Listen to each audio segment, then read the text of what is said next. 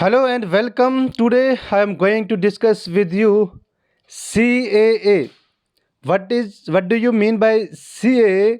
इसको आज हम डिटेल में जानेंगे कि CAA यानी सिटीजनशिप अमेंडमेंट एक्ट क्या होता है और इसको क्यों एक लंबे अरसे के बाद यानी 2019 के बाद 2024 में जो इसके रूल नोटिफाई किए गए, क्या बीच में मेन कारण रहे, क्या कुछ इसमें खास है, ये सारी चीज़ें मैं डिटेल में आपके साथ बिल्कुल साधारण और आसान लैंग्वेज में आप तक पहुंचाने की कोशिश करूंगा ताकि एक आम से आम इंसान को ये चीज़ ईजिली समझ आ पाए कि CAA क्या होता है। और उसके साथ साथ वीडियो पे जाने से पहले जो भी बच्चा हमारे इस चैनल पे आज नया है उससे मेरी रिक्वेस्ट रहेगी कि आप हमारे इस चैनल को सब्सक्राइब कीजिएगा, साथ में बेल आइकन का बटन भी प्रेस कीजिएगा ताकि जितने भी इम्पॉर्टेंट नए वीडियो आएँ, जो भी इम्पॉर्टेंट अपडेट आएँ, सबसे पहले उसकी नोटिफिकेशन जो है वो आप तक पहुंचाई जा सके। तो ज़्यादा वक्त ना लेते हुए डायरेक्ट हम अपने आज के टॉपिक की ओर बढ़ेंगे जो बेहद इंपॉर्टेंट टॉपिक है। और टॉपिक इसलिए इम्पॉर्टेंट है क्यों, देखिएगा कि अगर 2019 की मैं बात करूं तो CAA यानी कॉन्स्टिट्यूशनली सिटीजनशिप अमेंडमेंट एक्ट जो है इसको 2019 में पास किया गया था, दिसंबर 2019 की अगर बात की जाए। और उसके बाद दिसंबर के ही महीने में जो है इससे उस टाइम के जो प्रेसिडेंट थे रामनाथ कोविंद जी, उनकी एसेंट भी मिल चुकी थी और ये लॉ भी बन चुका था। लेकिन 2019 से लेके 11 मार्च 2024 तक क्या मेन वजूहात रहे, क्या मेन ऐसे कारण रहे कि अभी भी इसको ग्राउंड पे ज़मीन पे इम्प्लीमेंट नहीं किया गया, इसको हम डिटेल में समझेंगे। तो ये देख सकते हैं कि ये जो फोटो है यहाँ पे, ये हमारे देश के होम मिनिस्टर हैं और नो डाउट कि he is one of the most powerful, या यूँ हम कह सकते हैं कि एक बहुत ही ज़्यादा स्ट्रांग होम मिनिस्टर आज तक अगर कोई देखा होगा आपने से तो उनमें से आपके इमरत शाह जी एक है। तो क्या हुआ यहाँ पे ये देखिएगा कि सिटीजनशिप अमेंडमेंट एक्ट जो है इसको इम्प्लीमेंट किया गया है in India ahead of Lok Sabha election. इसीलिए इसके चलते बहुत सारे जो इसके क्रिटिक्स हैं, जो इसके अपोज करने वाले लोग हैं, तो वो इस लॉ को इस टाइम पे अपोज कर रहे हैं। तो ठीक है, शाबाश। देखिएगा यहाँ पे इमरत शाह जी ने जो है इन्होंने ट्वीट करके कहा है कि the Modi government today notify the citizenship amendment rule 2024, यानी 11 मार्च का इनका ये ट्वीट है। उस दिन इन्होंने कहा कि हम लोगों ने सिटीजनशिप अमेंडमेंट के जो रूल हैं उन्हें नोटिफाई कर दिया है और हमने क्या किया, इनको इन रूल्स को नोटिफाई करने के बाद हम लोगों ने क्या किया, जो भी माइनॉरिटीज़ थी जिन्हें मज़हब के ग्राउंड पे पाकिस्तान के अंदर, बांग्लादेश एंड अफगानिस्तान के अंदर जो है उनके साथ अत्याचार हुआ करता था, अब वो लोग स्पेशली इन 3 देश के जो लोग हैं अब उन्हें हमें हमारे मुल्क में, इन आवर नेशन में उन्हें सिटीजनशिप मिलेगी। और साथ में उन्होंने क्या कहा कि हम यानी PM मोदी की जो सरकार है, हम लोग जो कहते हैं, जो वादा करते हैं उसे ज़रूर पूरा भी करते हैं। और साथ में इन्होंने उन कम्युनिटीज़ का नाम भी ट्वीट करके कहा कि किन किन कम्युनिटीज़ को जो है अब हमारे देश में, अब हमारे मुल्क में जो है उन्हें सिटीजनशिप मिलेगी, जिसमें हिंदूज़ हैं, सिख हैं, बुद्धिस्ट हैं, जैन हैं, पारसी हैं, क्रिश्चियन हैं। और इन सब को अब हमारे देश के अंदर किस तरह से नागरिकता जो है मिलेगी, इन सब चीज़ों को मैं डिटेल में आपके साथ डिस्कस करूंगा। तो चलिए शाबाश, देखेंगे यहाँ पे क्या कुछ इंपॉर्टेंट है। The union home minister on 11 March 2024 notified the rules for the Citizenship Amendment Act over 4 years after Parliament passed the law to fast track the citizenship process। हाँ देखिए, ये चीज़ अब मैं आपको इजी लैंग्वेज में समझाने की कोशिश करूंगा कि यहाँ पे क्या कहा है। होम मिनिस्टर ने कहा कि 11 मार्च 2024 को हम लोगों ने रूल जो है उन्हें नोटिफाई कर दिया है सिटीजनशिप अमेंडमेंट एक्ट के लिए ओवर 4 ईयर्स की। सबसे पहले मैं आपको थोड़ा सा डिटेल में बताऊंगा कि दिसंबर जब नेक्स्ट बार यानी दूसरी बार, आप सभी लोग जानते हैं कि 2014 में पहली बार मोदी सरकार आई थी और उसके बाद उनका टेन्योर जो है 2019 में ख़त्म हो चुका था। और 2019 में फिर से जब एक बार मोदी सरकार चुन के आई तो उन्होंने अपने एजेंडे में ये चीज़ रखी हुई थी और फिर इन्होंने इस बिल को लाया। इस बिल को दोनों हाउसेस से पास कराने के बाद प्रेसिडेंट का असेंट भी किया, जो उस टाइम के प्रेसिडेंट रामनाथ कोविंद थे। लाने दिसंबर 12 2019 की ये बात हो रही है कि उस टाइम पे प्रेसिडेंट का असेंट भी मिल चुका था। लेकिन 2019 दिसंबर से लेके 11 मार्च करीबन 4 साल और 3 मंथ का जो है पूरा एक अरसा हो चुका है। इस टाइम पीरियड में, इस पूरे वक्फे में जो है हम बात करें तो इनके लिए रूल जो है वो नोटिफाई नहीं किए गए थे। उसके चलते क्या क्या मेन इंपॉर्टेंट इश्यूज थे वो आगे जाके मैं आपके साथ डिस्कस करूंगा। फिलहाल यहां पे ये चीज याद रखिएगा कि यहां पे क्या है, इन्होंने कहा कि जो नॉन मुस्लिम हैं who have entered from Pakistan, Afghanistan and Bangladesh before दिसंबर 31, 2014। देखिए, आप एग्जाम के पॉइंट ऑफ व्यू से ये दो लाइनें बेहद इंपॉर्टेंट हैं गाइस। आपने यहां पे ये याद रखना है कि इन्होंने ये कहा है कि जो हमारा CAA है यानी सिटीजनशिप अमेंडमेंट एक्ट है, इसके तहत उन नॉन मुस्लिम्स को जो कहां से आए होंगे, जो आपके पाकिस्तान से आए होंगे, जो अफगानिस्तान से आए होंगे और जो बांग्लादेश से आए होंगे, इन 3 देश के जो लोग हैं, और स्पेशली इसका एक टाइमलाइन भी रखा हुआ है कि दिसंबर 31, 2014 से पहले पहले जो इंडिया में आ चुके हैं, इन्हें अब इस CAA के तहत जो है हमारे यहां सिटीजनशिप मिलेगी। ठीक है, शाबाश। Under the CAA brought the Narendra, एक मिनट, शाबाश। देखिए, अब नेक्स्ट लाइन में क्या कुछ खास है, नेक्स्ट लाइन में ये चीज इंपॉर्टेंट है। नेक्स्ट स्लाइड में इन्होंने कहा कि मोदी गवर्नमेंट ने क्या किया, हम लोगों ने जितने भी नॉन मुस्लिम्स थे जो इन 3 देशों के अंदर माइनॉरिटीज में थे, आप सभी लोग जानते हैं, अगर मैं पाकिस्तान की बात करूं तो वहां पे मेजॉरिटी में मुस्लिम्स हैं, वहीं पे अगर अफगानिस्तान की बात की जाए तो अफगानिस्तान के भी अंदर मेजॉरिटी में जो है मुस्लिम्स हैं, और बांग्लादेश के भी अंदर ये तीनों जो मुस्लिम्स हैं, तीनों देशों के अंदर क्या है, मेजॉरिटी में है। और वहां पे हिंदू और बाकी के जो लोग हैं जो यहाँ पे मेंशन किए हैं, जिसमें आपके हिंदूज हैं, सिख्स हैं, जैन हैं, बुद्धिस्ट हैं, पारसीज हैं, आपके क्रिश्चियन हैं, तो ये वहाँ पे इन 3 देशों के अंदर माइनॉरिटीज में थे। इसके चलते वहाँ पे इनके साथ अत्याचार हुआ करता था, इनके साथ नाइंसाफी हुआ करती थी। तो इसलिए इंडिया ने क्या किया कि जो भी लोग इन 3 मुल्कों से, इन 3 हमसाया कंट्री से हमारे इंडिया में आए हैं, तो इन्हें इसके तहत जो है आपकी यहाँ पे सिटीजनशिप मिलेगी। तो अब एग्जाम के पॉइंट ऑफ व्यू से ये क्या चीज इंपॉर्टेंट है, सबसे पहले आपने ये याद रखना है कि कौन से 3 देश रखे गए थे, पाकिस्तान, अफगानिस्तान और बांग्लादेश। पहला चीज आपके एग्जाम के पॉइंट ऑफ व्यू से इंपॉर्टेंट। सेकंड चीज आपके एग्जाम के पॉइंट ऑफ व्यू से ये इंपॉर्टेंट है कि कौन सा टाइमलाइन सेट किया हुआ था, ये याद रखिएगा कि दिसंबर 31, 2014 का जो है ये टाइमलाइन सेट की हुई थी।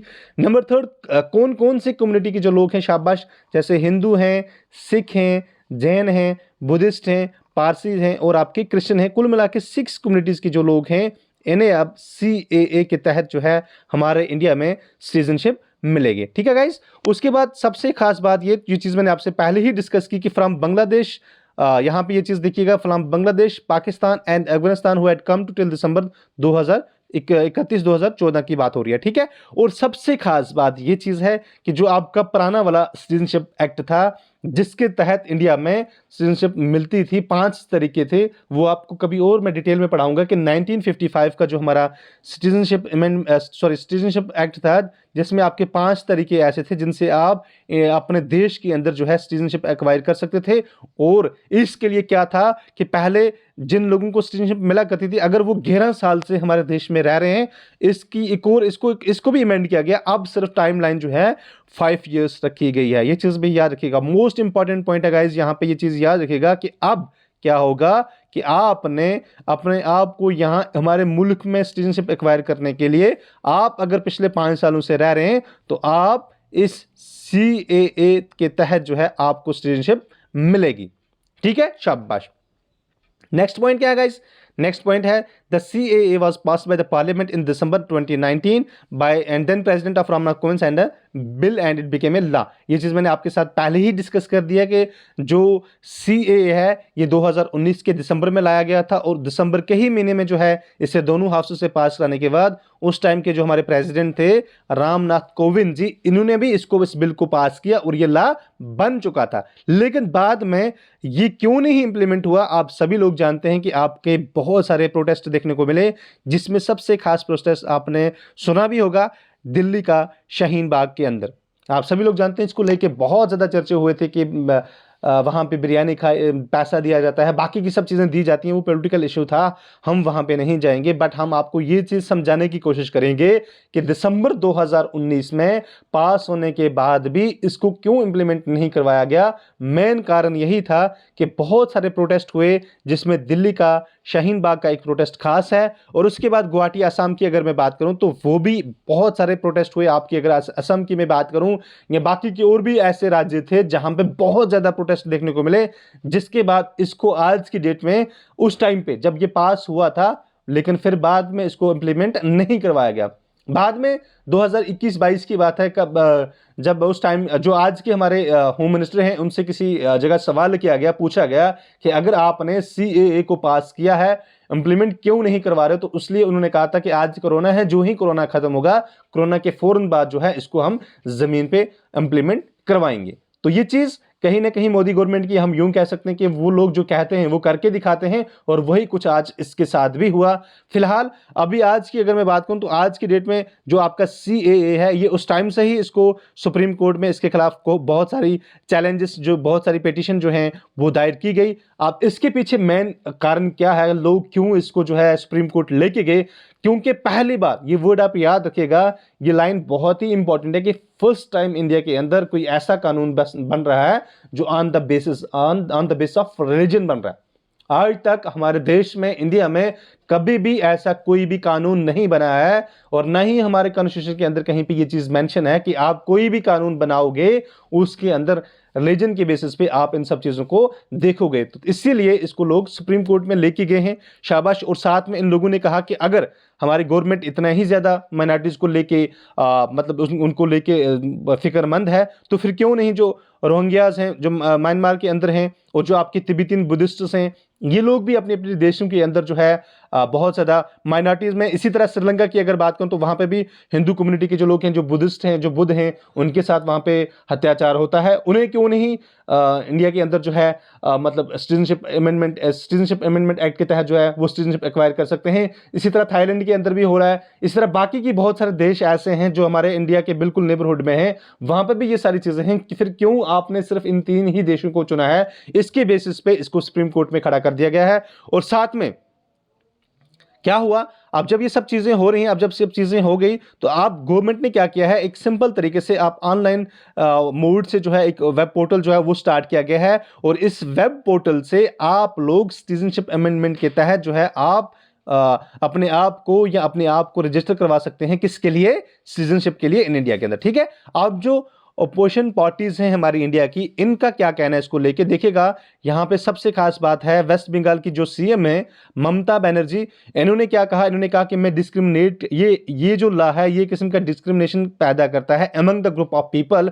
और इन्होंने प्रेस कॉन्फ्रेंस करके कहा कि let me be clear that we will oppose anything that discriminates the people. हम हर एक उस चीज को अपोज करेंगे जो भी लोगों के बीच क्या करेगा, किसी भी तरह की डिस्क्रिमिनेशन पैदा करेगा। वहीं पे कांग्रेस ने क्या कहा, कांग्रेस ने कहा कि हम क्या करेंगे, हम भी इस चीज को अपोज कर रहे हैं। और इन्होंने कहा कि ये जो लोकसभा इलेक्शन है इनको पोलराइज करने की बात हो रही है। इन्हें क्यों लोकसभा, जब बिल्कुल लोकसभा जो इलेक्शन तय हैं इनसे पहले ही क्यों इनको जो है इंप्लीमेंट करवाना पड़ा। ये सारी चीजें जो हैं यहाँ पे हुई। लेकिन जो चीजें हमारी पॉइंट की हैं, जो चीजें हमारी नीट के हैं, एग्जाम के पॉइंट ऑफ व्यू से जो चीजें इंपॉर्टेंट हैं वो आपने याद रखनी है। जैसे मैं क्विक रिकैप करवाऊंगा आपको कि दिसंबर 2019 में सीएए को लाया गया, उसके बाद दिसंबर के ही मंथ में 2019 में इसको पास भी किया गया। दोनों हाउसों से पास करवाने के बाद उस टाइम के जो प्रेसिडेंट थे रामनाथ कोविंद जी, उनसे भी इसको एसेंट मिली थी। लेकिन तब से लेके आज तक इसको जो है ग्राउंड पे इंप्लीमेंट नहीं करवाया गया।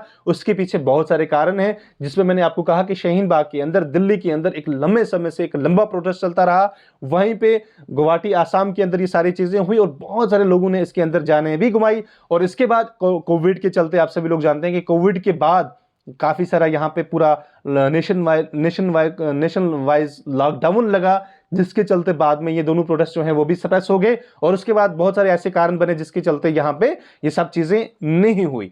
अब आपके पॉइंट ऑफ व्यू से क्या इंपॉर्टेंट है कि कौन से 3 देश चुने गए, वहां पे पाकिस्तान, बांग्लादेश, अफगानिस्तान। टाइम प्लान क्या रखी गई, दिसंबर 31, 2014। और उसके बाद खास बात यह है कि कितनी कम्युनिटीज़ के लोग हैं, वो 6 कम्युनिटीज़ के लोग हैं, जिसमें आपके हिंदूज़ हैं, सिख हैं, जैन हैं, बुद्धिस्ट हैं, पारसीज़ हैं और आपके क्रिश्चियन हैं। और सबसे खास एक और बात कि जो टाइम लाइन थी सिटीजनशिप एक्वायरमेंट करने की, उसका जो नेचुरलाइजेशन से उसमें जो जितने भी बाहर के जो लोग माइग्रेंट थे उनके लिए जो टाइम पीरियड पहले रखा हुआ था कि आप लोग 11 साल से आप लोग यहाँ पे होने चाहिए, अब उसको भी चेंज कर दिया गया है। अब 5 साल रखा गया है। जो भी बाहर से माइग्रेंट जो लोग हमारे देश में आते हैं, अब उनके लिए ये क्राइटेरिया रखा गया है, ये एलिजिबिलिटी रखी गई है कि सिर्फ 5 साल ही आप अपने आप को प्रूफ करवाएं कि आप पिछले 5 सालों से यहाँ पे रह रहे हैं। ठीक है। और उसके बाद शाहीन बाग की मैंने बात की और ये सारी चीज़ें हो गई। अब इसमें खास बात यह है कि अब इसको लेके बहुत सारी चर्चाएं हो रही हैं। जैसे यूएन की अगर मैं बात करूं तो कल मैं एक जगह देख रहा था कि यूएनओ ने इसको अपोज की, इसके खिलाफ जो है बात की है। वहीं पे यूएसए में भी इसके खिलाफ जो है बात हुई है और बहुत सारी ऐसी चीज़ें हैं जो इसके पोषण में आई हुई हैं। अब आगे आने वाला इसका फ्यूचर क्या है? सेंट्रल गवर्नमेंट, बहुत सारी आपकी स्टेट्स भी इंडिया की ऐसी हैं जिन्होंने टोटली इसको कहा कि हम इसको इम्प्लीमेंट नहीं करने देंगे, जिसमें मैंने सबसे पहले आपको वेस्ट बंगाल की बात की। कल ही मैं एक जगह सुन रहा था कि केरला के जो सीएम हैं उन्होंने भी कहा कि हम इसको अपने स्टेट में लागू नहीं करेंगे। इसके पीछे क्या कुछ इंपॉर्टेंट कारण है, वो सारी चीज़ें मैं आपके साथ डिटेल में डिस्कस करूंगा नेक्स्ट वीडियो में। फिलहाल आप इस वीडियो में ये चीज़ें समझें। आने वाली वीडियो में मैं आपके साथ इसके डिटेल में सारी चीज़ें डिस्कस करूंगा कि कहां कहां इसको अपोज किया गया और किन किन लोगों ने इसके खिलाफ जो है सुप्रीम कोर्ट में गए हैं, कितनी पिटीशनें इसके खिलाफ सुप्रीम कोर्ट में लगी हैं। वो सारी चीज़ें मैं आपको डिटेल में वहां पे समझाऊंगा। फिलहाल आप यहां तक ये सारी चीज़ें समझ जाएं।